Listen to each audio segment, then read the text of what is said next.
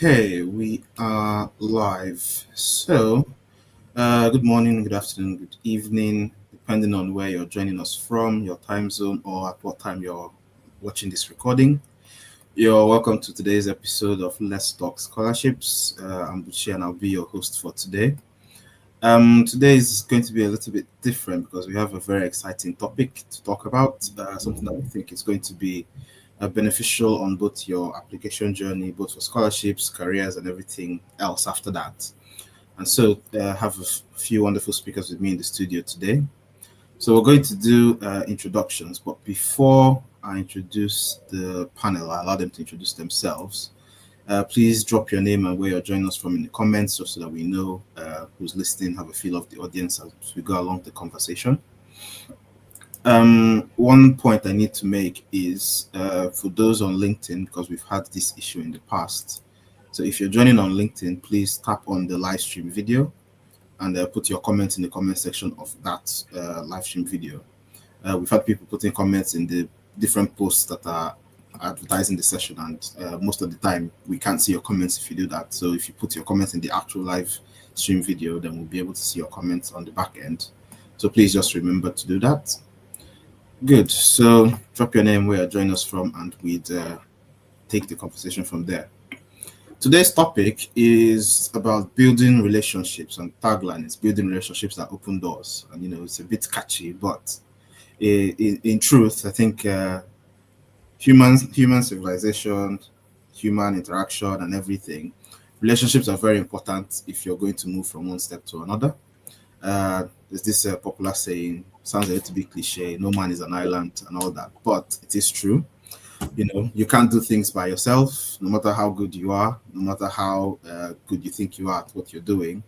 You'd always need someone somewhere to put you in a particular place, bring you into a particular light, and help you to access some particular opportunities.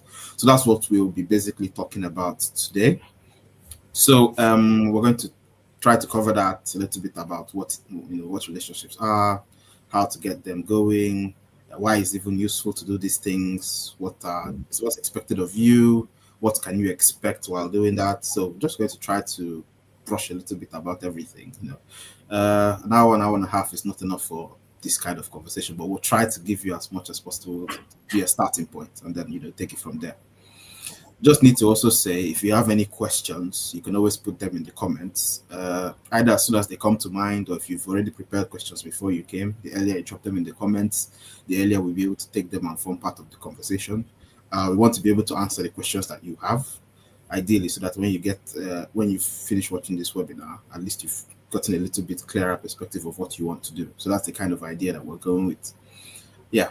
So I'll stop talking now, allow the speakers to introduce themselves. So we'll start with Jenny. So Jenny, just a little bit about who you are, and anything you'd like to let us know about yourself. Just very brief, nothing too serious. Thank you very much. So my name is Jenny Martin. I've stopped paid work now.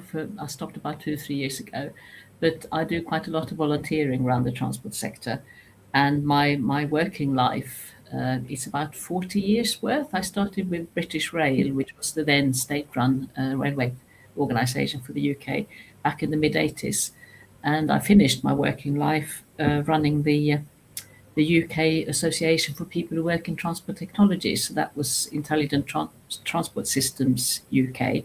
I was there for the last 20 years of my working life.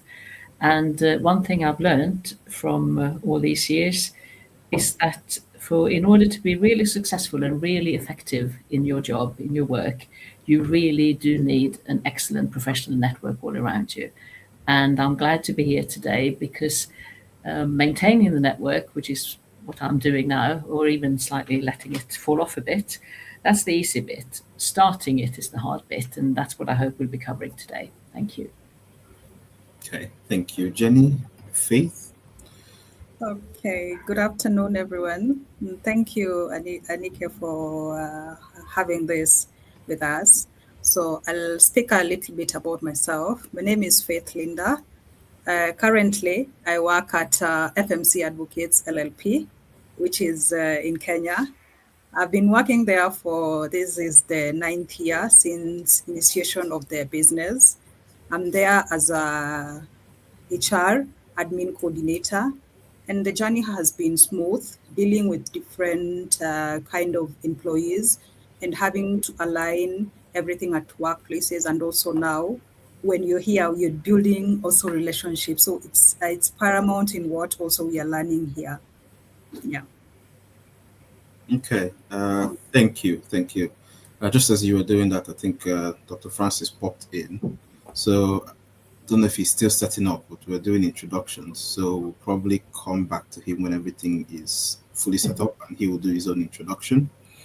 But I think it's important. I think I like the introduction you guys made to try and link it back to the topic. Jenny, you've been in the you've been in the heat of the professional life for a very long time, and you've seen how it all works. And Faith, you're currently in the heat of it at the moment, still growing. So I think it's good that we have that, that different sides of it, those at the beginning, in the middle, just to see how it works. Dr. Francis, are you with us? Yes, I'm with you. Apologies. I had some problems with the internet before joining. So sorry for coming in late. No. It's perfectly fine. It's perfectly fine. We were just doing introductions, so I think you joined at the right time, actually. So, okay, that's great. Yeah, so we can kickstart the conversation. So you could just do a brief introduction about yourself. I think the other two speakers have done theirs. So let's have just who you are, what you've been doing, and if possible, anything you want to say that's relevant to the topic we're discussing today. Okay, well, brief introduction. I'm Dr. Francis Sayomo. I am an honorary postdoctoral research fellow at the Northfield Department of Primary Care Health Sciences at the University of Oxford. Recently finished my DPhil, or PhD as we call it in Oxford, at the University of Oxford. And I'm a two-time Commonwealth Scholar. Did my master's jointly offered by the LSE and the London School of Hygiene and Tropical Medicine in health policy planning and financing. And my PhD was in primary healthcare. So I've had the opportunities to get scholarships. I'm also a Mandela Washington Fellow. So I've had to go through several programs where referral letters and references were key to succeeding. So happy to share my insights today about that important topic, which sometimes might be the decider in whether someone gets a fellowship, a scholarship, or any opportunity that they are going after. So happy to be here, and we'll speak more about myself and my experiences as we move on. Over. Okay, thank you so much. I think that you kind of wrapped it up very well. So if we go straight into the topic, and like I said to the audience, if you have any questions, feel free to drop them as we go along straight away. So I'm going to dive straight into the topic. I'm going to say a few things, and then I'm going to start picking the brains of our speakers. So we're talking about building relationships, and I kind of said in the beginning, that in human interaction, there's always that element of there's the stuff you get to do yourself, and there's the stuff that you need other people to be able to move ahead. There's only so much you can do by yourself, and then you need to get to the next stage of it. And so I'm in early careers, so I'm still, building my career, starting out, and I'm already beginning to see the way things play out, and I'm sure those of you, the panel, you guys understand exactly what I'm talking about. It's one thing to be good at what you do, it's one thing to be good, to be, have a good profile and everything, but it's not always the case that shines through, because most of the time in the rooms where decisions are being made, you're not there. There's always people that are, when people do the assessments, when people do everything, it's always kind of at a higher level than where you have proper access to. And sometimes the only way that you get pulled into the conversation is if someone pulls you into the conversation that has access to those places, and it could be either by being present in the meeting, or by sending in your name as a referral, or writing a reference letter like we traditionally do when you're applying for a scholarship opportunity, or even sometimes references when you're applying for a job. And that's usually the way that it's a higher voice that has the access or has the reputation can now back you to be in that space. And sometimes it feels like it matters or it doesn't matter and the rest of that. So I think my first question would be directed at Jenny, and it would be, why is this even an important thing to be talking about? Because why exactly do we need to think about building that professional relationship? Why exactly do we need to be thinking about having a network of professionals or a network of people that can pull you through, push you up, refer you, and all of that? Why is it even an important thing to do? So Jenny, I'll let you take that. Thank you. Yeah, well, I'm glad that we're in agreement that it is important. But yes, I'll try and expand a bit on why. As you rightly point out, being extremely talented and expert and very, very good is good, but it's not necessarily the people who have all those things who end up having the greatest success, because an awful lot of success in both professional life and academic life does depend on people who are already there, as you say, opening doors, giving access, and giving advice for what strategies, what types of behavior, what actions are the ones most likely to enable you to progress. So to go back right to the beginning, I would say that there are lucky people out there. There are people who are born into families where other family members are doing professional jobs. They are highly educated. They have the contact networks, and the children born into that situation don't have to make as much effort. And the reason why I signed up for this webinar was because I feel very strongly that this playing field should be more level. And the way it can be more level is by the young students or the young professionals who are starting out, who don't have those backgrounds, being given equivalent access. And the only way that can happen is by them building their networks themselves, so that when the time comes, they too can be invited to the meetings, be given the speaking slots, be offered the internships, be given the really important refers that you've already mentioned, where they're applying for something in specific, and they can produce a high level person to make recommendations for them. Those things are so crucial. I'm happy to expand on how they can achieve that, but I think I've said enough for now, so I'll sign off there. Okay. Thank you. I think that's a very good way to put it. So my next question is probably going to come to Faith. And so you work in the human resource space, and human resource is usually the interface between an institution and the people. Yes. At least that's the way I understand it.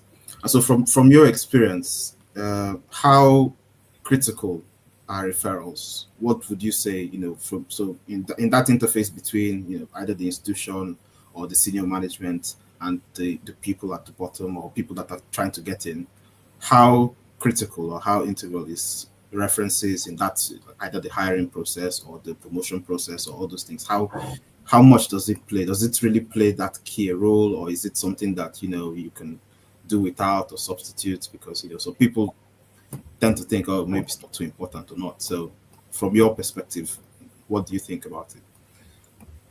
Okay, thank you for allowing me to answer that question. First of all, I'd say it's a critical thing to have a reference. Why? When you're applying for a job, we go through all those processes, what we have to do, but then it comes down to, you've written down your reference. We do also the background checks. We check. We contact the reference. We ask them questions. They also talk about you. You can give us the reference letters, fine, but we also go further and beyond in doing the background checks on the reference that they have written for you. So I would say it's very critical to have those references. And first of all, it also goes back down to building the relationships at workplaces for employees. Yes. Okay. No. Thank you. I think that's a good way to look at it. So it's actually a critical part of the process. I think I'm just trying to start off making sure that people understand that we're talking about something that's very important. Is the kind of topic where if you don't stress the importance, people might not really understand exactly what we're talking about.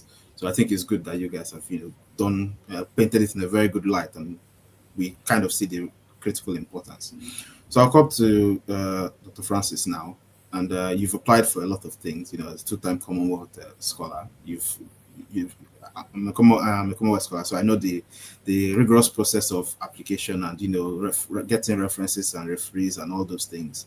And sometimes it's a situation where, because I've met a few people that maybe their application was great, but they didn't have very great references, or their referees didn't respond in time, and that kind of marred their chances and all of that. So the question is, what do you think? So we're going into the nitty gritty now. So what do you think are the key? Uh, is a two-sided question. What are the key strategies people can use to build up those relationships and get those references that they need? And on the other side, what are the mistakes that people make when they are trying to get the references that they need? There are maybe some assumptions or myths that people have. So it's a two-sided question. You can answer both sides or choose one side. But from your perspective, what do you think it is? Okay, so just to keep my train of thoughts together, I'll take one question, then I'll come back to you to take the second one. Okay. If I get you correctly, the first question was, what do we need to do to ensure that people get the references that they need when they need them, right? Then the second one was about mistakes. I'll take the first one. I think the references, whether professional or academic, some of my comment, well, I have experience with both anyway. I think getting references starts from the very first day you start the job or the school. And for someone to write a reference for you, that means that they are vouching for you based on your character, your accomplishments, and your potential to do other things that you have proposed you want to do, either if it's a fellowship application or a scholarship, as the case may be. So the very first thing that is key is that they need to know you. And people don't get to know you overnight. And it goes back to say, wherever you are, your job, your school, you need to invest in relationships. You do not need to know everybody that is a professor in your school or that is your supervisor, the CEO and the HR lead and every superior. But you need to know a few people and know them very well. And not just knowing them, getting them to know you, because tomorrow you need to have a situation where they can talk about you when you are not there, and you can be confident that they would say positive things about you because of their interaction and experience with you. So it's not a relationship that is built in a day or in a week. And so whenever you start a new job, or like for those in the academic space, you're an undergraduate or you're doing a master's or you're doing a PhD, those relationships actually start from day one. So how have you been visible in class as a student? Or how have you been interacting outside the class, maybe volunteering to support some work that the professor is doing, or the professors, or there are some societies, again, depending on your circumstance, in the university that you get involved in, and that allows you to work closely with the professor or with the supervised lecturer, and they see your potential, or they always see you in class, you ask the right questions, you argue, you're respectful, because those are the things that make them see you. And one of the things I normally say, especially from again, both professionally and academically, do not just pass through the institution, but let the institution pass through you. So I always really have a mantra, which I try to keep. It's not always easy. You want to be remembered for something by the time you leave somewhere. So whether it's a job, or whether it's an institution where you're doing your master's, your PhD, you want to leave a mark such that tomorrow when they come and they say, oh, we're asking for Onyebuchi, we're asking for Matilda, it's not hard for people to say, is it the Matilda that did ABC? And let it be, they say, no, it's not that one. Like, you want to be remembered for something. Because remember, sometimes when you come for these references, they will say, oh, we're asking for Matilda. And let it be, they say, no, it's not that one. Like, you want to be remembered for something. Because remember, sometimes when you come for these references, they will say, oh, we're asking for Matilda. And let it be, they say, no, it's not that one. Like, you want to be remembered for something. Because It might be a year after you're done. It might be 3 years after you're done. You don't want the professors to be struggling to remember you, right? Again, they see a lot of students, so there's a chance that they'll forget you. But you want it to be that by the time you say a few things you did, if you were not that memorable, but at least you say a few things that you did while you were with them working in the organization, or you were as a student, they'll remember, oh, I remember you, Faith. You were the one who did ABC. You say, yes, sir, or yes, ma. They say, oh, yeah, what do you need? As against when they never knew you, you were just someone who was in the background, and then you're struggling to send like 5 emails. So as I was in the set of 2015, you remember me? It's like I don't. Then you're struggling. So it starts from the beginning for you to make that impression. And again, people read people. It's good to be honest and upfront, which is why I usually say you cannot be close to everybody, but have 3 professors or 3 lecturers who you are 5, 3, 5, who know you, who've seen you work you're doing, and who can connect so that when you need to reach out to them, you know there's an established relationship, they know you very well, and they can give an objective assessment, not necessarily because they are your friends, but because they are giving an honest view. And like Faith said, the HR people always go back, or whatever selection committee, they have a way of checking to see the credibility of the referee you are using, and to follow. Sometimes they follow up with them with phone calls and emails to say, you are a respectable person. Are you very sure about this thing you're saying? Because you're almost vouching for this person. So for some of these people who are very established and accomplished people in their fields, for them to stick their neck out and say, hey, I trust Francis, or I trust Jenny, and I want to tell you that if I tell you Jenny can do the job, based on my experience with her, they can even give instances, because that's another thing. If you don't work closely with them, and that's the second thing I'll come to. Again, I know we don't have time, so I'll stop here and go to your second question. But if your relationship with them was shallow, that is where you begin to have problems of them giving you a solid, what I would call a solid reference letter. Because if they never knew you, they never knew what you were up to. If it's people who are very credible, when you tell them what you said you were up to, if they don't know about it when you were there, and maybe, or you never kept in touch with them when you were doing other things post maybe university or post the job, they won't be able to stick their neck and say, oh, I know he did ABC, because they were not aware. So that's why while you're in the institution, you keep in touch, you interact with them, volunteer, work with them closely. But for those few people that you build relationships with, then it's also important to stay in touch post you've left the job, or you've left the university, because you might never know when you will need them. Because trust me, provided you are still trying to grow professionally, there's going to be the next job, there's going to be the next fellowship, or the next program you want to do, where you need someone to give you a professional or academic reference, which is why the final line is, don't just build many relationships or build many connections, but build a few that are of high quality, because those high quality engagements and relationship with potential referees that are going to give you those high impact reference letters, where you see someone write a 4-page reference letter and is ready to stand by it, because the student left the school 3 years ago, but we are in touch every 3 months or every 6 months, and I know the progress he's making. I see it on LinkedIn, I see it on Facebook, or on his email. Then I'm able to vouch that he's not just telling lies when I'm writing a reference for him.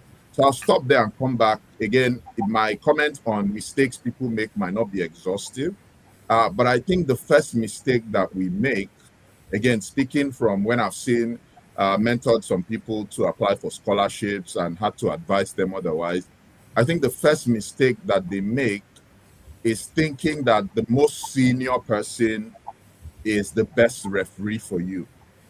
So for Commonwealth and maybe Chevening scholarships for Nigeria, I see people chasing permanent secretaries and ministers and former directors to give them reference letters.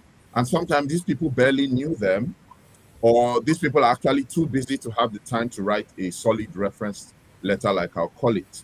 And so what I usually say is, the HR person on the other side might not know who the director is. Yeah, he knows the person is the president, but even if it's the president of your country that's writing a reference letter, an objective HR person is not looking at the name per se. yes, the name matters because they need somebody credible to write your reference letter.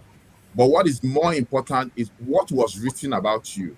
And many a times, some of those very, very senior people that we chase for reference letters either were too senior to really have interacted with us on a one-on-one. Yeah, I know you were my staff 4 years ago when I was the minister, when I was the director, but we never worked closely. So that person is going to give you a generic reference letter. It's not going to get you anywhere. Yes, you got a big name, good. You tick the box of credibility, but the content of the letter now might be shallow, except if you were lucky to have actually worked very closely with them. Then that's a double score. You have a very senior person writing for you, and the person is actually giving you something detailed. But the problem I usually say is sometimes those very high level people might not actually have time to write a solid reference letter. I think that's the first point is, and I'm to save time, I'll just maybe say three, and we could come back to this later on, or maybe during Q&A session. The second point is uh, not keeping in touch with professors and then coming out of the blues to expect them to write something solid for you. Because again, if these are credible people like we expect that they are, if they didn't know you, then they are likely just going to give you a very generic letter. So comes back to maintain relationships. It might not be the most senior. Sometimes it might just be the head of your lab. He might just be a postdoc that is there, but he knows you very well and he can write you a 3-pager as against the head of department that only saw you during coffee and is just gonna say, oh yeah, I know Francis and he was a great guy, but I can't say more than that. And I know he graduated from my school. So don't chase the big people, but the other people, if you can, of course, the bigger the better, but not at the expense of the quality and detail in the reference letter. Then the second point I was saying is make sure you are contacting people that you have some sort of relationship with, because if you just come out of the blues to someone who you hasn't talked to you in 3 years, in 5 years, maybe cannot even remember you, they might respectfully not decline. Many of them will actually just decline. Sorry, I don't know you well enough to write a reference letter, even though I knew you were my former staff, my former employee. But those who might accept would likely just give you something generic, which is what you don't want. You want something very detailed that complements whatever you wrote in your application, either for the scholarship or for the fellowship. Then I think the last point I'll make here about reference letters is also timing. Many a times, once you begin to think you want to apply for a fellowship or for a scholarship, whatever it is, once you confirm there's a need for a reference letter, please contact the potential referee in good time. Again, we are all busy, no matter how senior or junior these days, the way the world has gone, everyone is busy. And then more so, people who are maybe accomplished in their careers, they are even busier. So you need to give them a month's notice, 3 weeks, sometimes even 2 months notice. Hey, Prof, I'm applying for this. The deadline is this. And please, I would really appreciate a reference letter so that they condition their mind, they plan for it. Sometimes they draft it. And so you need to give them time. You don't come up to I've had situations where people come up to you on a Friday and ask for a reference letter and they say the deadline is Monday. A lot of people will just decline. And for those who even say yes, they don't want to spoil their weekend because of you, right? So they're just going to dedicate 15 minutes to you. And or with AI, they could just go to ChatGPT and ask ChatGPT, write a reference letter for Nyebuchi, and it's just going to be generic. And yes, the question is, did they give you a reference letter?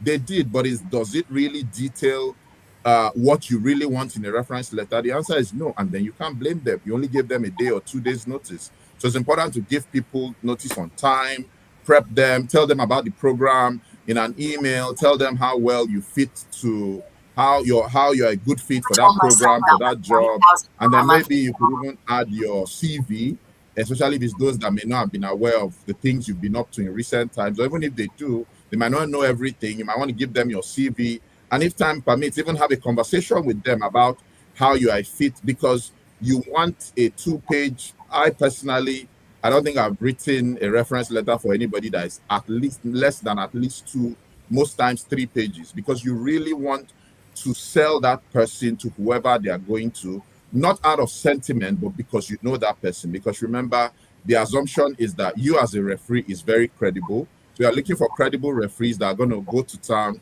and say a lot about you. So if you give them 24 hours, 48 hours notice to write a reference letter, it's unlikely you're going to get a solid reference. So I'll stop here, and I know we don't have time, and maybe as other questions come, or maybe during Q&A, we can talk more about this. Thank you. Okay, thank you. I think that was very extensive. So I didn't want to stop you so your train of thought doesn't break in the middle. So I saw a lot of nodding from the other two speakers while you were speaking. So I think they concur with most of what you've said. But I'm just going to pull a few questions to pick into some of the things that you've said. So, Faith, next question is directed at you now. So I saw you nodding a lot when he talked about a lot of things about referees. So from your perspective, while in the process of the reviewing, he talked about senior, junior relationship and all those things. Can you talk a little bit more about what actually happens in the background when someone is being referred? Just to paint the picture of exactly what people should actually be thinking about when they are looking at for a referee or when they are coming to a referee. Then we'll come to Jenny to talk a little bit more about building that relationship from the scratch. So Jenny, just be prepping. Well, let's have Faith first. Okay. Thank you, Anike. And Dr. Francis, that was well elaborated. Thank you as well. So when you look at building relationships, it's not about just relationships. We are building meaningful relationships at your places of work. So as you go step by step in your line of work, in your line of duty, you need to look at so many things. How are you doing your work? And then how are you creating your time to do your work as well? And then when this referee is giving the referee is giving the letters to the employers or the employers, they need to be very particular on what you used to do as an employee at that particular company. They don't need to be vague. They need to give examples. Like, say, for example, Faith completed a project in 90 days, something that was supposed to happen, for example, in 4 months. That's an achievement. So they need to give specifics. They need to be very particular in what they are saying. They not need to be vague. And then also they need to be very trustworthy. They need to be, you need to give an employee, like when I talk about the company, when I go back to the company and ask, did Faith do this? Did Francis do this? It's very evident that true, Francis did this and Faith did this. So when you're given work at that place of work, you can be able to articulate, you can be able to go smoothly with the work that you've been given. Okay, thank you. So just to kind of wrap it up, people need to be very practical in what they are writing in the reference letters, and I think that also alludes to the point that Francis made about working closely with people, let them see you, be in contact with them, and use people that you actually have that relationship with, rather than chasing the title or the big names. So just want to now come over to Jenny to see what that looks like. So I'm sure you said you've had like 40 years. So in your 40 years, don't know if you fell into the trap of also chasing the big names at some point, and maybe you were able to pick up your mistakes and recalibrate. So, but from scratch now, for someone that, if you can think back to 40 years ago and how you started to build those relationships, just what are some of the tips and tricks, let's put it that way, that you want to share about how we actually go about doing those things? Because, sometimes you're shy, sometimes you're afraid. You don't know what to say. You don't know if you say the right thing. You don't want to, piss people off, or be considered as that person that does too much or says the wrong thing. So sometimes people are just reserved because they don't want to be in the wrong space of things and all that. But how do people actually break those barriers and build those what Dr. Francis called those few meaningful relationships? Thank you. Yeah, I welcome the chance to talk a bit about what the avenues are for finding the contacts in the first place, and then very well pointed out how once you've found the people, how do you get them to be on your side and rooting for you. But first, I wanted to come back to the point of Dr. Francis about the extremely senior reference or referral letter, and with my 40 years of being around and getting sadly probably more and more cynical as the years go on, if I saw a referral letter from a president or a minister, I would take that as evidence of that the applicant or their family is extremely well connected. That's all I would take that as evidence of. I would not take it as evidence of any, in my case, I work in transport, of any kind of ability in transport at all. So yeah, I really want to stress your referees, your advocates need to be people who are they don't necessarily need to be super senior. That's a really good point, but really well respected in the field. That's really crucial. So seamlessly moving on from that, if you're an undergraduate or a very, very junior employee, how do you find these people, and how do you make them want to support you? And now my own perspective is obviously quite UK biased, because that's where I've spent my working life. But I have also worked a lot internationally, so I hope that what I've got to say will be of relevance and of use wherever you are in the world. And also, of course, the world is smaller. When I started out, working cultures were really massively different country to country. That's not the case anymore. The differences are still there, but they're not as huge as they used to be. So trying to speak generically, there's a bit of a funny dichotomy here. If you're a student, you're usually slightly more in control of your time, but you usually have no money at all. Those family connections I mentioned before notwithstanding, if you don't have them, you usually have very little money. If you're a junior employee somewhere, hopefully you have a bit more money because you're now drawing a salary, but usually you have no control over your time at all. And these factors make it hard to things like, for instance, going to conferences. You may have the time, but do you have the money to get there? There may be some online meeting or webinar you really want to attend, but okay, that's free, but will your management let you do it? Maybe they're very keen that you spend 8 hours exactly every day on their business, not on your own. So you need to be quite smart. And I think definitely online is where you start. If you don't have masses of resources, things like LinkedIn and other social media are a really great source of contacts for both students and employees. Find the people who are working in your field. That's where you start. I'll move on to wider fields later on. But find the people who are working in your field, people who are doing work that interests you, not work that you think should interest you, but work that genuinely interests you, because you're trying to build a real relationship here. And if you're being a bit fake and pretending an interest that you don't really have just because the person's highly qualified or has many letters after their name, that won't work. So get in touch with these people. Most of us absolutely love when someone gets in touch and clearly admires us or admires our work. So that's a really good start. You might well find that you can build some really good relationships without even actually meeting the person, graduating from messaging to email to maybe they'll give you, if you ask, will they give you half an hour of their time on a FaceTiming type thing? And they may well do so. Attend webinars.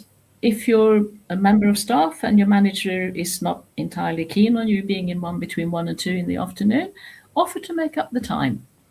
You can only ask. No one's going to shoot you for asking. If that's not possible, there are plenty of events that go on outside office hours, like the one we're in now. So that's a really good option. As for meeting people physically, I'm a great advocate of the professional institutions. I'm both a fellow of the CILT and the CIHT here in the UK. I know the CILT is very active in Africa, so I'll give them a little plug. They are a great institution for anyone who works anywhere in transport.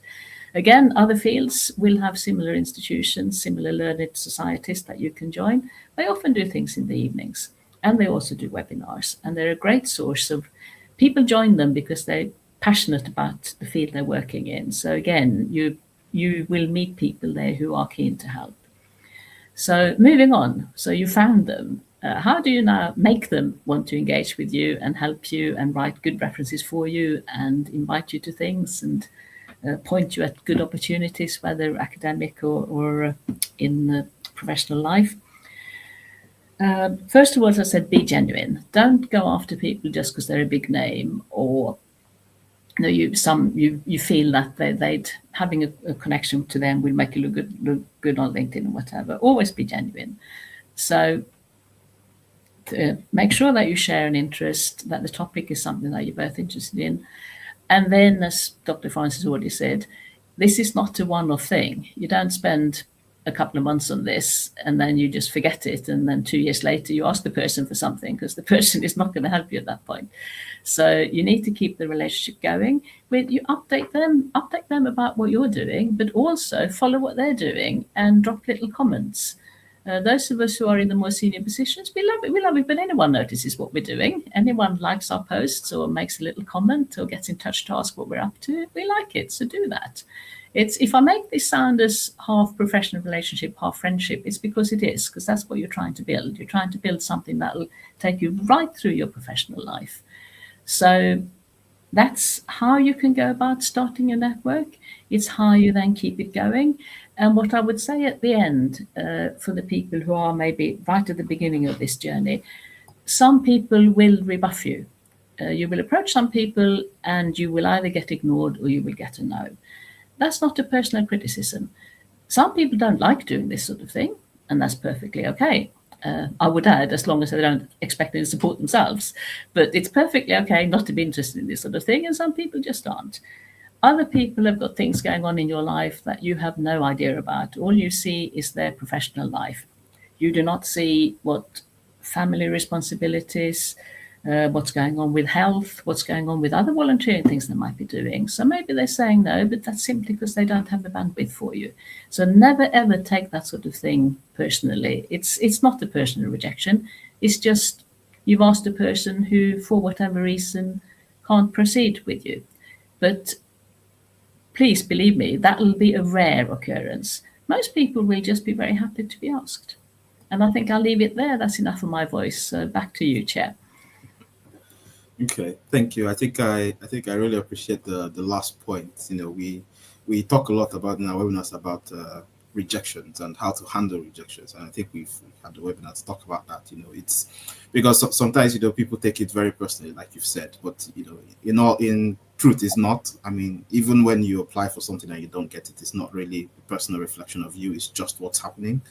Like you said, it might be different things. Even within an institution, different things might be happening. They might not have the budget. They might not have the bandwidth to take in more people, or you might not even fit into the criteria that they want. So different things happen, and you get to know, and a no is just it's just what it is. But we always encourage people to ask. The worst you can do is try.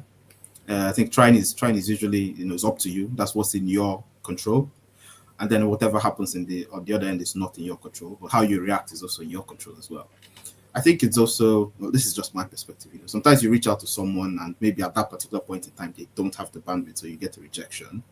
But the way you handle that or the way you respond can also leave the door open for any future kind of connections or collaboration. I think I've had something similar like that happened to me once. It's a kind of thing where I was trying to talk to someone. It wasn't really going well, but I was like, okay, thank you for your time. Maybe later and stuff. And then eventually we kind of connected over something else, I think like 2 years later or something. But because that channel wasn't broken or the bridge wasn't burnt, basically. So it's just one thing. I just wanted to plug that in.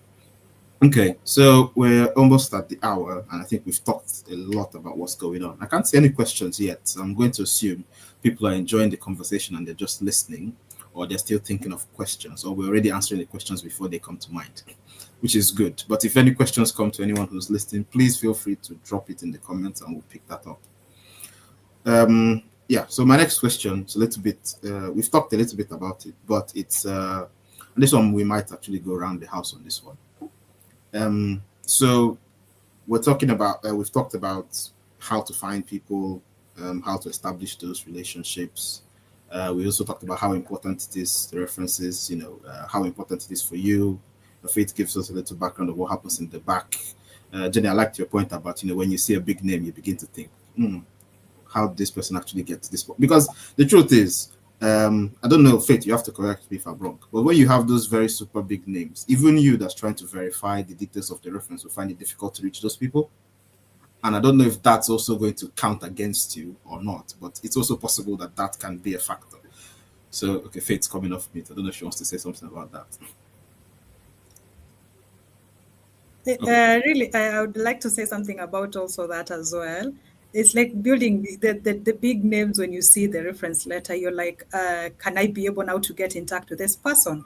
But when you see a reference letter, maybe from a secretary, from a receptionist, this is very easy to get through to that person and be able to talk to that person, and they can be able to tell you who this person was exactly in the company. Okay, so at least my line of reasoning is not too off, because so personally I try to, if I notice that you're a very busy person and it takes me a lot of time to get you to do the reference, I kind of think if they need to verify it, that's also going to be, can also be a problem. People don't necessarily care about what title you hold, especially if it's a temporary one. For example, like a politician in a post, you can be there today and you're gone tomorrow. Things happen. So it's just one of those. So we've talked a lot about these things. So we're going to now talk about what you can do when you actually want to get these references or these referrals. So we've talked about how to build relationships. So we need to talk about when the relationship starts going. How mature does the relationship have to be for you to be able to ask for something, and how do you approach the person when you want to ask for that thing? Because this can also be one of the barriers people have. I've seen people where when they want to ask for something, they start sending you daily messages of good morning, how you doing, and stuff like that, and then you just know a request is coming, or the person is trying to warm things up, and I don't know if that's the best strategy, because I sometimes imagine the other person getting really annoyed on the other end because, oh, we've been texting once every 3 months or once every 2 months, and suddenly you're texting me every 2 days or every day now, and I'm being polite to responding, but I don't really have the time to be doing that. So what exactly would we consider as best practice when you actually want to ask for something, and at what point in the relationship do you think is the right time to do that? So let's start with Jenny again. I know you said we've had enough of your voice, but we want to start from you, and then we'll go around the house, and everyone can contribute to that point. But thank you. Yeah, you paint a good picture there of the person who gets in touch maybe once a quarter or so, and then all of a sudden they love bomb you, if you know that saying, and you hear from them every day. It would be much better in that situation if the person was simply honest and didn't do that, and just got in touch and said, hey, I've got this thing coming up, and I'm going to need your help with it. Just a bit, even if the official request for whatever it is, a reference or a referral letter or what have you, even if the documentation isn't to hand, but the person knows it's coming, just inform the person they're hoping is going to do the reference for them. There's no need for, in England we call crawling. There's no need for crawling. Just be honest and open about it. I would, as someone who has written an inordinate number of these things, I would absolutely echo the point about timeliness. Once you have the documentation, send it to the person you're expected to deal with it. Do not sit on it, because that just annoys us enormously, because yes, we do have other things to do with our time. And doing these things properly, as already been pointed out, doing a good, I'll stick with reference for an example. Doing a good reference takes time. So always be as timely as you can. If you have to be short notice because the organization that's asking for the reference has not given you any notice, then make sure that you inform your referee of that they understand that the rush, it coming in on a Friday afternoon and needing to be done by Monday morning, it isn't your fault. It's already been done to you. But also apologize. Apologizing is always really good. It's almost as important as thanking, which is also really, really important. I would also say, and this is my preference, other people might feel differently, but I really prefer the job to be made easy for me. I would much rather that I get the documentation and the person who's asking for the reference has summarized the 3, 4, 5 page job description or person description or project description, whatever it is, summarized it for me so that they're not, if I have time, I'll read the whole thing, but at least they point out to me what I should be looking for, what points I should try and hit in the reference. So just sending 1,000 words for people to read, it feels a little bit disrespectful. What's also really helpful is the person doing some bullet points about things they really want you to say. Because yes, they are important to you because you have a relationship, but many other people are also important to you. And if you're not reminded, you may miss crucial things like a recent internship they did with some really prestigious organization, or a talk they gave at a really important conference, which was very well received. You might not remember those things. And it's really helpful if the person asking for the reference just bullets those sort of crucial recent achievements that they want mentioned. That's really, really, really good. And the last thing I think I would say about good practice in this is once the outcome is known, tell the person who was your referee. If you're very likely to tell them if it went well, then I'm sure you will tell them and you will thank them. But if it didn't go well, we as referees, we're invested. We put some time into this, and we're invested in you because the relationship is there. So even if the outcome wasn't good, let us know and still thank us. I cannot stress enough how important those thanks are, because you will be asking again.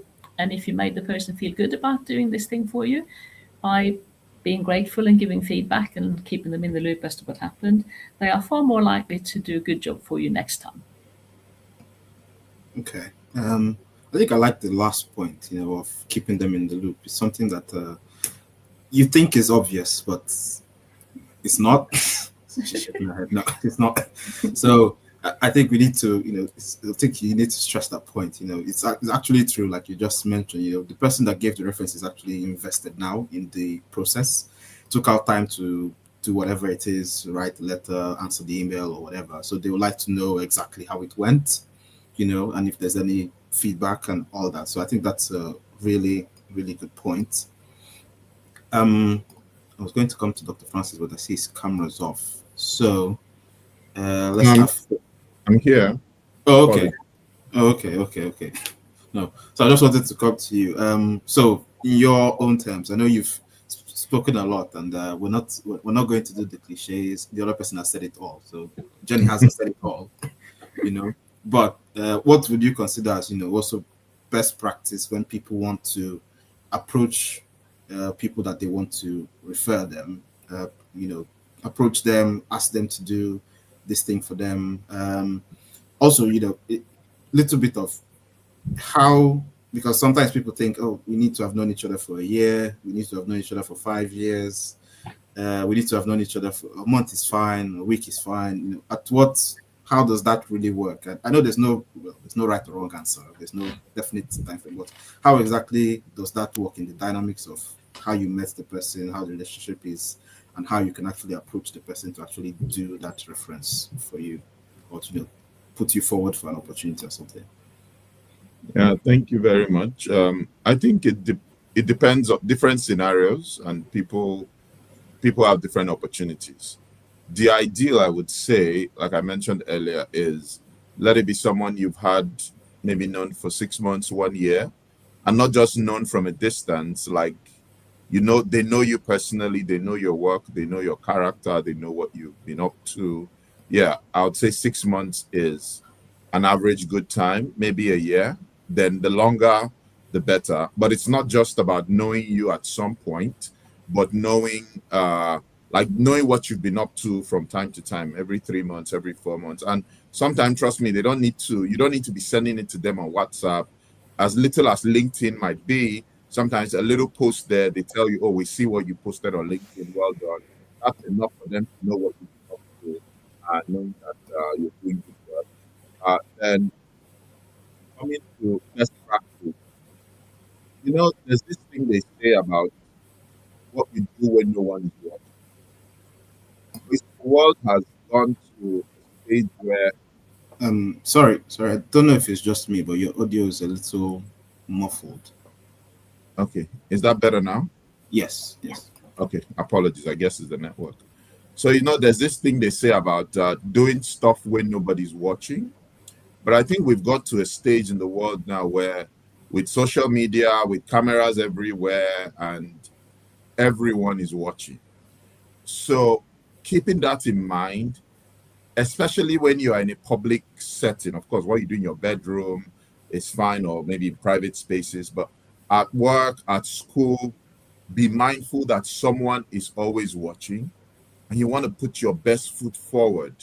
Because trust me, I've seen some reference letters about myself and some colleagues where you marvel where they got those details, such that even if you were asked to write the reference letter for yourself, there are some details or some very, I don't know, like details that were um, so well captured that you wouldn't even have had the confidence to write it if you had written it for yourself. Because you'd be like, oh, this is an overkill. But you see that they saw some things you were doing, which is why coming back to, like Faith said, from the professional point of view, when you're working, when you're a student, wherever you are, walking around people, especially where you know you might need to go back to them, just put in your best. Go the extra mile. And I think it was Jenny that said it.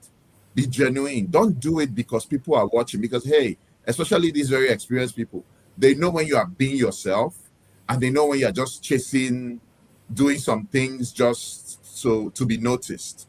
And they can sense the genuine people and those who are not genuine. And you'd be surprised, oh, I did this, I donated this, I made so much noise. But there's another guy who did less, but he's the one that's being celebrated. It's because they knew that, okay, you were just faking it because you wanted to be noticed. But when they passed you through some certain tests, which they know about, they saw that you were not genuine. But the other guy who you felt did less, they saw he was actually more genuine in what he did. And he was not just chasing the clout or just trying to get noticed. So it's important to go the extra mile, whatever you're doing. You need to stand out, because I usually say, if you read, just again, although we're not talking about essays today, if you read your reference letter, or if you envision your reference letter and you tell yourself that there's no wow factor, then it's a problem. So while you do your work as a student, as a staff, you need to ask yourself, what is the wow factor in my story as a staff or in my story as a student, that if they write about it, I can vouch that only 10% of students in my school would have that kind of story. Only 5% of staff in this organization will have that kind of story. Because if you don't do that, then you're just going to get, it's the normal letter that everybody writes. Then it's not going to stand you out. Because I've heard about situations where a lot of candidates were at par based on the quality of their applications and everything.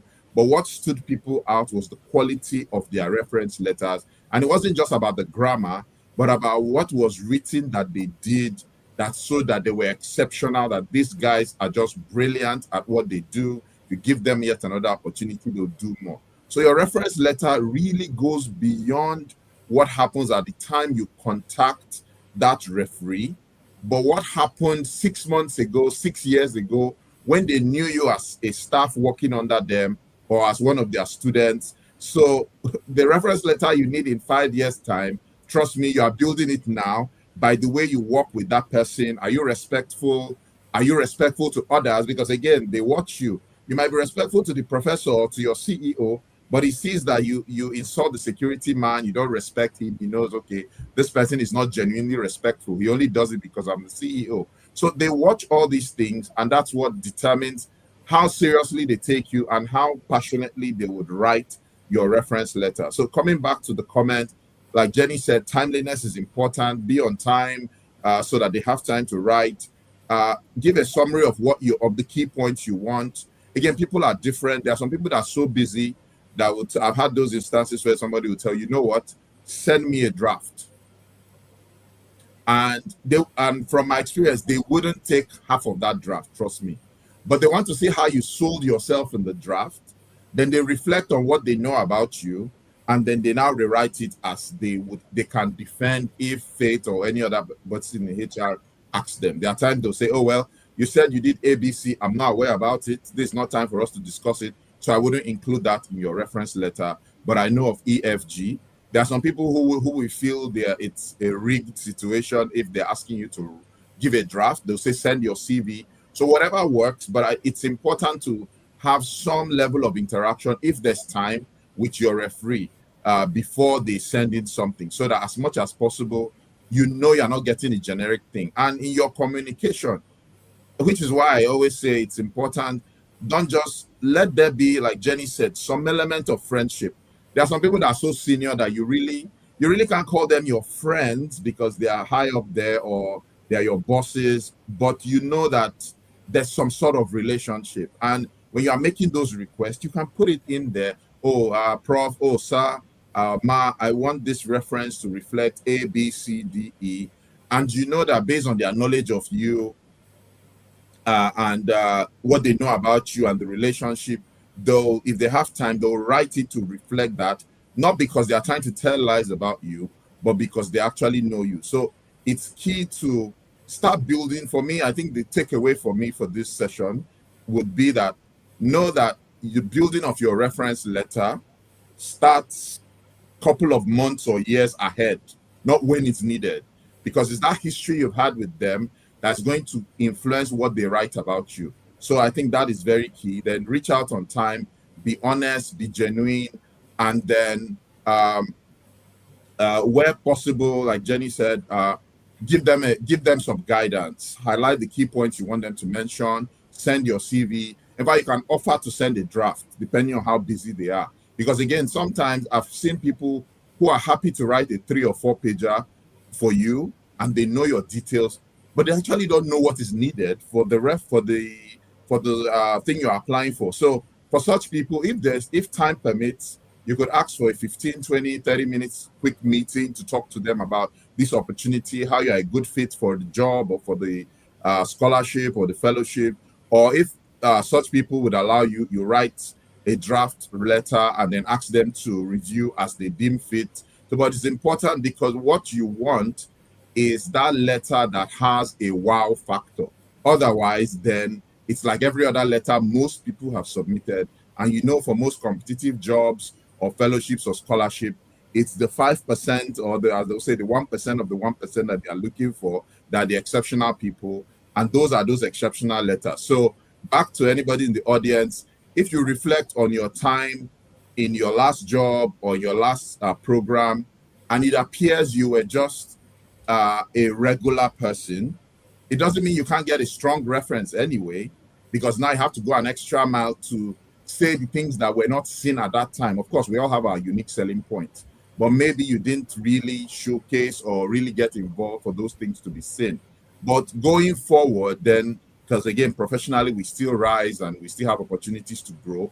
Going forward, just know that your next job, your next fellowship, your next academic pursuit, try to stand out so that there's a lot to write about you that makes you be part of that 5% of people that can have a wow reference letter without either you or your referee really struggling to get content. You know there's a lot to write about you because you've actually done a lot. So I'll stop here again and happy to still chime in as we move on. Okay, thank you for putting those points together. So Faith, you know I'm coming for you now. So I'm going to ask you a slightly different question. Hopefully, it's a little bit gives you a little bit more content to add. So Jenny talked about using online as a very powerful resource while you're building those connections and building those relationships and reaching out to people. And I think Dr. Francis alluded to the fact that, you need to keep people in the loop. You need to showcase what you've done. I think the last point was about, there's some things that you're doing that may be hidden, that's not out there, but you need to start thinking about putting them out there. So talking about, let's use LinkedIn for an example. LinkedIn, how does LinkedIn play as a factor? Because LinkedIn is a very good social network, professional network. I think it's probably the #1 professional network that we have globally now. How important is putting stuff out there, connecting with people there, making posts about what you're doing? Because that's how you bring what you're doing to the forefront, and having those connections. And from a HR point of view, does that ever factor into what you guys do to review an applicant or person's profile? And how does that actually work? Or does that, because it might not be the deciding factor, but sometimes people say they go to look at what you had, what your profile looks like, and all that. So just give us a little bit of insight into how that looks like. Okay, thank you once again. I'd say LinkedIn is a very good platform for employees who they should emulate. They should go out there and market themselves out there. But one thing you should know, what are you marketing yourself onto? You should be very intentional on what you're putting out there for yourself. It may not be LinkedIn alone. There's also Facebook. What are you putting out there for people to see you, for people to know more about you? They always say internet never forgets, and it's true, internet never forgets. You always get real shots about what you did 3 years ago. I always ask people, what if one of your employer goes back to your Facebook and sees what you were doing 5 years ago? Are you proud of it? Are you very confident that whatever you did 5 years ago will put you out there in the job market or will make you stay at your job places? So what you put out there in terms of social media speaks a lot about you as a person. So even we have talked about building relationships and at workplaces, but I'll go down and say, what relationships are you building? You're supposed to be building credible relationships in terms of work ethics. So it goes back down to work. What are you doing in the organization as a person? Thank you. Over to you. Okay. Thank you. Just wanted to put that out there because I've met a few people that they shy away. Oh, I don't want to post anything. I don't want to talk about what I'm doing. Or the people that know what I'm doing know what I'm doing. There's that thing, that's out there. But I think in the age of the internet, I think it's important that you have some sort of presence. Don't post every day. I'm not saying go and post about everything every day, but have some sort of presence so that if people want to look you up, they can find something to see. And I also don't know, maybe this is one for Jenny. Now that we'll talk about online space, does it ever factor into the relationship between someone that you want to refer? For example, maybe there's someone that you want to refer, there's someone that's reaching out to you. Do you ever go and check out the person's content to be sure that you want to actually connect with this person or not? Or is it just something that doesn't cross your mind or doesn't cross anyone's mind? I just want to know what your perspective is on that. Yeah, that's it's actually a really important question, and what Faith has already said. I think people my age, it's not an issue. I'm not even on Facebook. I don't do anything personal online whatsoever, and that's an age thing. But I think a lot of younger people fail to remember, as Faith already said, the internet doesn't forget.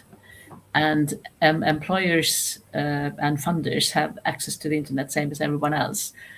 And I think everyone needs to be cautious about what they put out there. I've certainly had experience twice of somebody losing their job over X posts because what they put on X was not compatible with the organization that they worked for, and it was in the contract that you were not to put things on social media that were against the policies of the employing organization. So I know 2 people who lost their jobs that way. So this is serious stuff. Moving on to being a referee for people.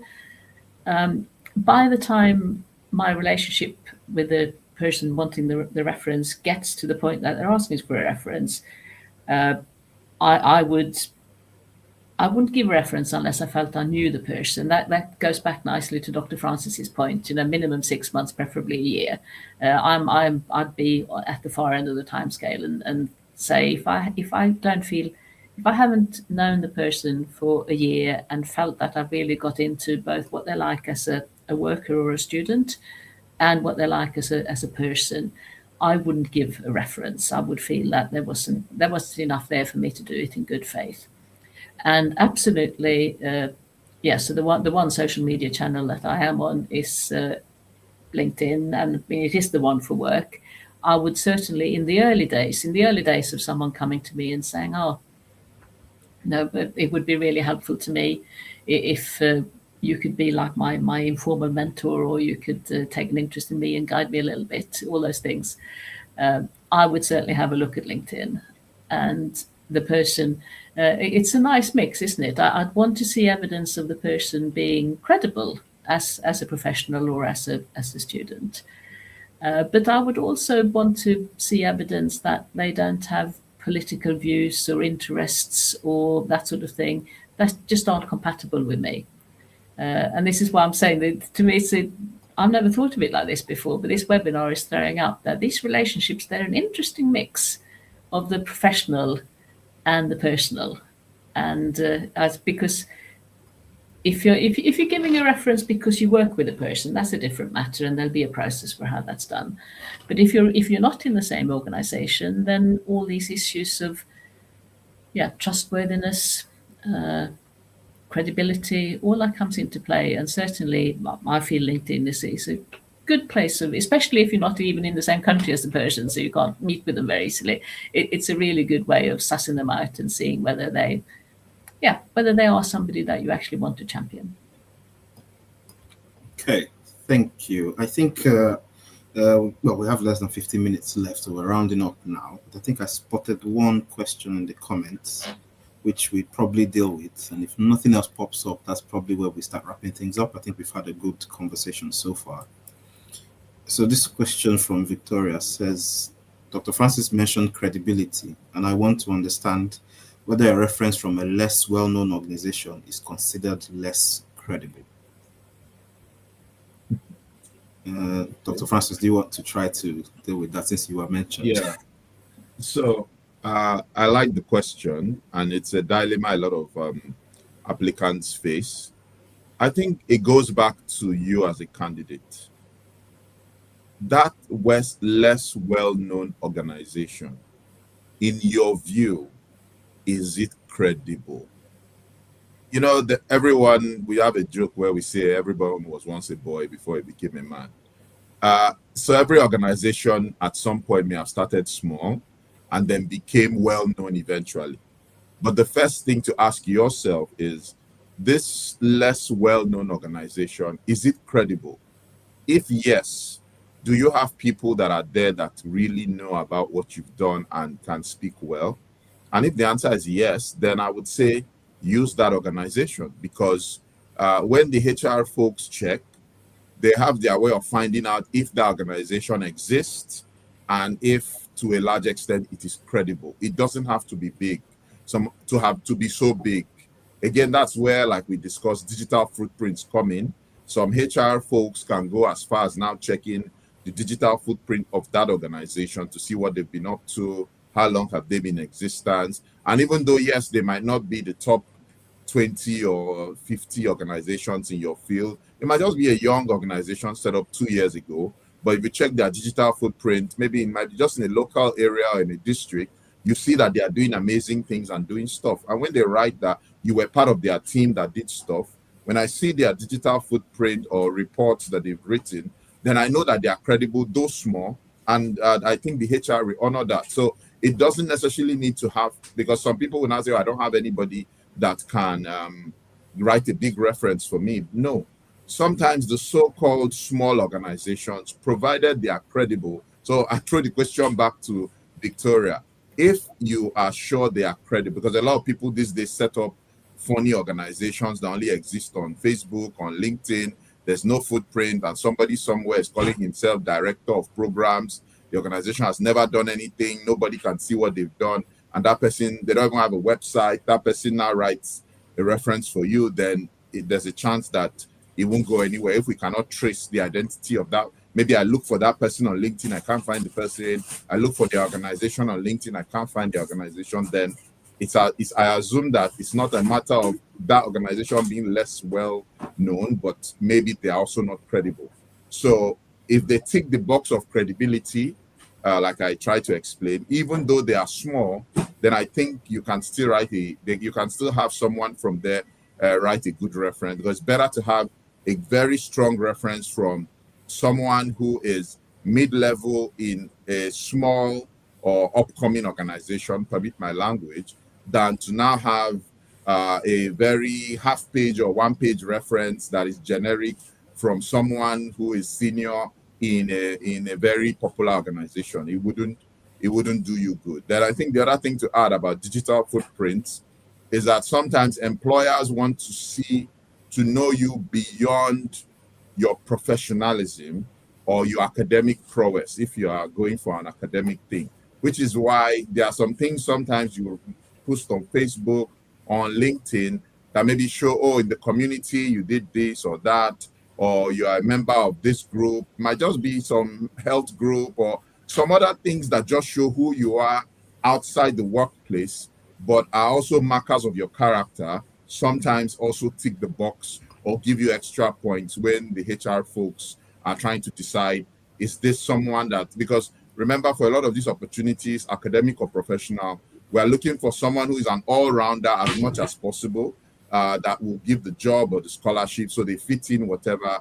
And if your digital footprint kind of shows that beyond just academic or beyond professional life, maybe you have a family life or you do work in the community that contributes to the society, then those are additional points that, though may not have been in the original list of boxes that were ticked, but the HR person will say, okay, there's just more to this person than just what we're looking for. And that might just be an additional point. So Victoria, I hope I've been able to answer your question about credibility. So please, once that small organization is credible to you and you have someone that knows you very well, go ahead, but do your check yourself to be sure it's credible, because these days a lot of people call themselves things that do not exist anywhere. So when you do your homework and you're sure HR can confirm that that organization exists, they are doing stuff, and it can be verified, so things you did with them, then please, by all means, it's not always about the big names, but about detail in the letter. Over. Okay, thank you so much. I think that was very well captured. I don't know if anyone wants to add anything before we round up to that answer, but I think Dr. Francis did a good job in making the point. Yeah, I just want to add that, yeah, I absolutely agree with everything Dr. Francis said. But I think the key thing is being well known as an organization is not the same as being well respected. And if you are a genuine organization doing a genuine recruitment, you are going to value a reference from a well-respected, it may be tiny, it may have 5 people and a turnover of £1 million a year, but it is super well respected in its field. You're going to value a reference from them a lot more than one from Amazon or Microsoft or whatever. It's going to mean a lot less. So yeah, I'd go for well respected, and that's what Dr. Francis said. Make sure you do your due diligence and find out whether they're really well respected or not. Okay, thank you. So this is where we kind of round things up. So we're going to go around the house with final words very soon. I think we've had a good conversation. Faith, did you want to say something before?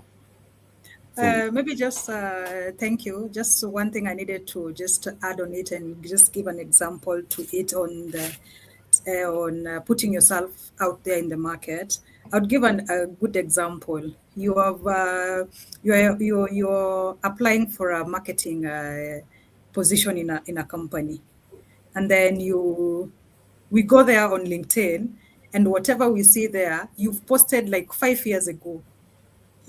We go down and ask ourselves, can you be able to market the company if yourself you cannot be able to market yourself? So it goes down to, what do you do? How do you put yourself out there?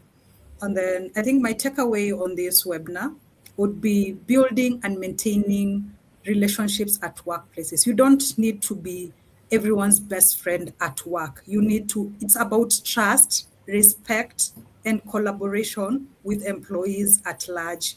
And with that, you will have healthier and more productive environment when you're dealing with yourself and also with the teams at large. Thank you. Okay, that brings us nicely to the final words. So I think that's Faith has given us her final summary, so that's good. Francis, do you want to give us your last words before we come over to Jenny? No, it's supposed to be ladies first, but I want to mix it up. All right, thank you very much, Onyebuchi. I think for me, I'll just reiterate what Faith said. Your reference letter today depends on how well you engaged with people 6 months ago, 1 year ago, 3 years ago, 5 years ago. So you need to work on that, because an honest, again, remember we have dishonest reference letters where people just write things that were never done and that didn't exist, but just to create. And even if you manage to fool the HR to get in, at some point it will come out that you are not who you say you are, and they'll likely boot you out. So you rather just keep it honest. So make sure you are building those relationships, you are making those connections, and keep them genuine now, because you would sooner or later need to talk to someone.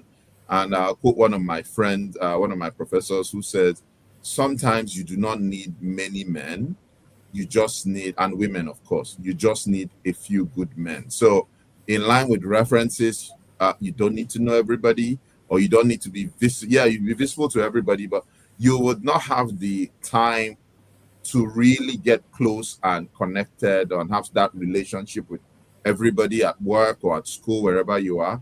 But make sure that when you have that with some people, let that be of very good quality and in-depth, so that when the need arises and you meet those people to say, hey, I need you to write about me, you can almost not need to give them anything, because they know that they already know you to a large extent, and maybe you just need to give them pointers, and they can give a very great account of who you are and what you're capable of. So please, wherever you are now, know that in that position, school, work, church, wherever it is, there's a chance to get a reference letter in the next 6 months, 1 year. So be your best, be the best at what you do, and keep your relationships genuine, because people will read you. And if it's a fake one, when the time comes, you'll see them declining those requests for a reference letter. So thank you very much, and it's been a pleasure talking to everyone. Okay, thank you. So Jenny, we come to you now. Thank you. Yeah, you didn't realize it, but it's actually very appropriate to put me last, because I want to use my 2 minutes to talk about how this pans out into the future. I think most of our audience, I get the feeling, are people who are at the start of their journey. They are students or they're early careers professionals. So at the moment, they're thinking about, okay, how can I find these door opening relationships? How can I get a good reference? How can I get more senior people to support me? But I want to make it really clear that this is a journey, and this is how you are now. Over the next 10, 15 years, I'm sure things will go well for all of you. You will move on in your careers wherever you end up, and you will find that the balance starts to shift. And now there are more junior people who need your help, who need you to open doors, you to invite them to things, you to share information, you to provide references and referrals. And then your career goes on, and eventually you end up at this end. It's now 40 years later.